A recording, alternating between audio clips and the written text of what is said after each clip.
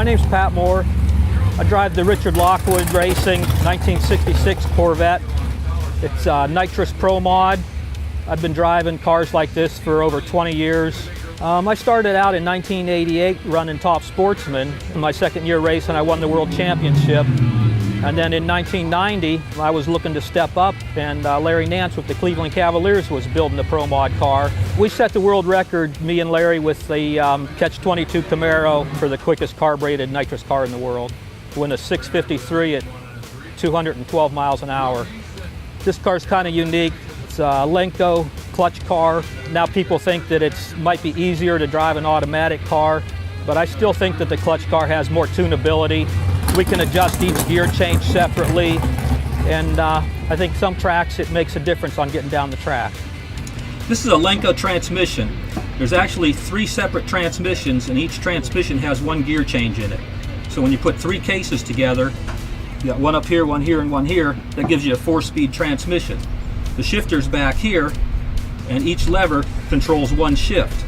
So you start out in low gear, which will be first, then you go to 2nd gear, 3rd gear, and then 4th gear. And then you just hang on, and parachutes are up top. When you hit the finish line, hit the clutch, let off the gas, and pull the parachutes.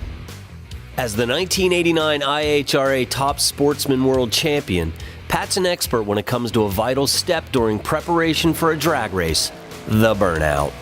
The clutch car is a little bit tricky doing a burnout compared to the automatic cars. The automatic cars, you roll through the water, and then you just put it in high gear and hit the gas and get your tires spinning good. With the clutch car, you have to roll through the water, get the tires wet, and then we have a front line lock that locks the front brakes. So once you lock the front brakes to keep the car from rolling, then you put it in 3rd gear and then bring the engine RPMs up, dump the clutch, and as soon as the tires start spinning, then you put it into 4th gear, and then you roll out, do your burnout. And the whole purpose of the burnout is to get the tires nice and clean and hot. And you want to do the same thing every time. You want to do the same RPM and the same length of a burnout every run so that the crew has an easier time tuning the car. But once you do the burnout, you back up, and then we use radio, so I'm always in communication with my crew chief, and he tells me the groove that he wants me to be in on the racetrack.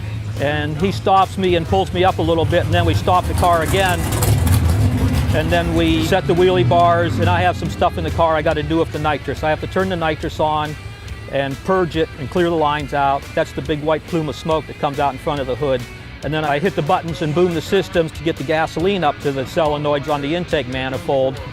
And then once all that procedure is done, then we pull up to the line and get in the beams and get ready to go. But yeah, the run only lasts 4 seconds, and if everything's not right, it's over a lot shorter than that. So hopefully everything goes right, the car goes down the track straight. If the car shakes or gets crooked, well, I've been in the cars long enough, I know that as soon as that happens, it's over. You have to lift and come back for the next run. As a veteran of the sport of drag racing, has the speed and the thrill of the race stuck with him? I've been driving for over 20 years, and you get used to it. It's kind of a seat of your pants thing. You get used to the speeds and the ETs. Most of the thrill anymore is in the competition. The speeds, you get used to it. It's still a lot of fun. It's become a lot of work though. It's not as easy as it was in the days gone by where you had a lot of fun racing and a lot of camaraderie afterwards with all your friends and stuff. And now when you're not racing down the track, you're generally working on the car, and it's a lot of maintenance. You got to keep on top of it, make sure all the bolts are tight and make sure everything's tuned up right. Yeah, we're going to have fun today. Cool, that's what it's all about.